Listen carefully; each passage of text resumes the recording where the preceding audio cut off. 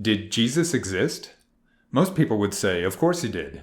So much has been written about him after all, and so many people around the world believe he existed. And as you might expect, most biblical scholars at least agree that someone by that name probably existed in ancient Rome, and that he was killed by the government. However, despite being such a purportedly significant historical figure, the evidence for his existence is remarkably weak.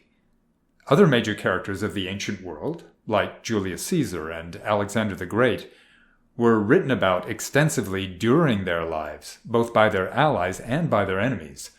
They also appeared in many official documents and even on coins, and their actions had immediate and dramatic consequences for their societies. Not so with Jesus. Despite Jesus supposedly being involved with major events that would have rocked the ancient world, there is no direct independent evidence that he even existed. The only original accounts of his life can be found in the 4 Gospels and Pauline epistles. However, the Gospels were written by completely anonymous sources several decades after Jesus supposedly lived, and the epistles don't refer to an earthly human Jesus. Later Gospel writers also copied material directly from earlier Gospels. The oldest surviving copies of their works are translations of translations written hundreds of years later, and the wording in every copy contains alterations. Finally, none of the books claim to be eyewitness accounts to begin with.